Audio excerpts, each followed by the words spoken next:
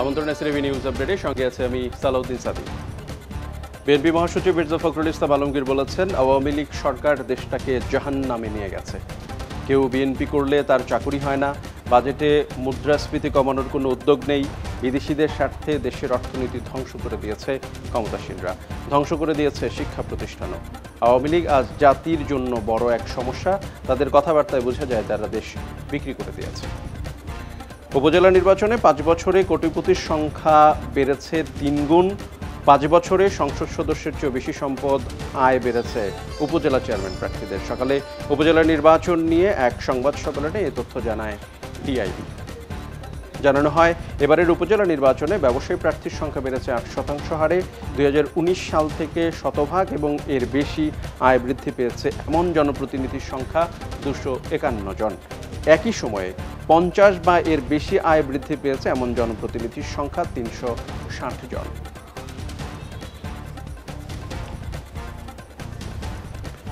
সরকারি চাকরিতে 30% মুক্তিযোদ্ধা কোটা সহ 56% কোটা পুনর্বহালে হাইকোর্টের আদেশের বিরুদ্ধে ফের উত্তাল ঢাকা বিশ্ববিদ্যালয় ক্যাম্পাস।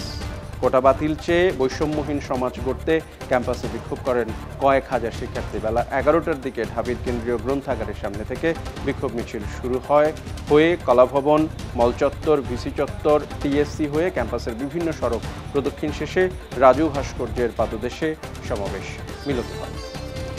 সংসদ সদস্য আনোয়ারুল আজিম আনার হত্যার ঘটনায় এবার কলকাতার একটি খাল থেকে বেশ কিছু হাড়গোড় উদ্ধার করেছে কলকাতার সিআইডি। তবে উদ্ধার হওয়া হাড়গোড় এমপি আনারের কিনা তা এখনও স্পষ্ট নয়।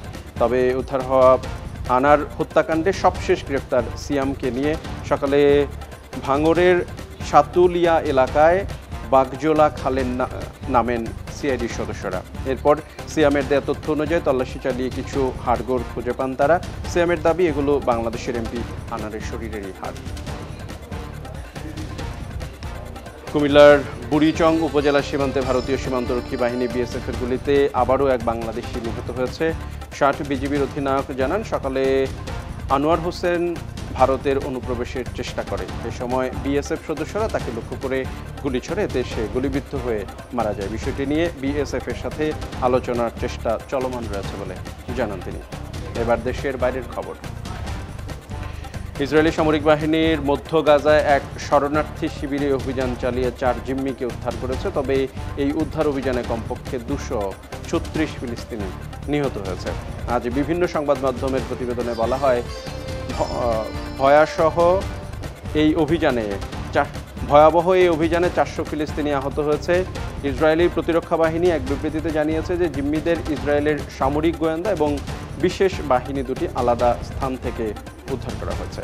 এবার থাকছে মাঠে ময়দানের খবর।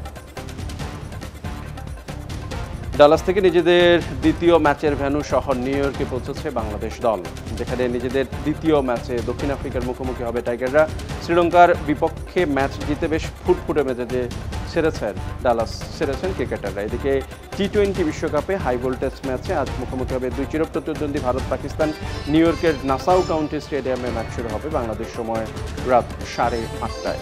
এই ছিল এসটিভি নিউজ আপডেট। এসটিভি সর্বশেষ সংবাদ জানতে ভিজিট করুন www.stv.tv। সঙ্গে থাকার জন্য ধন্যবাদ সবাই।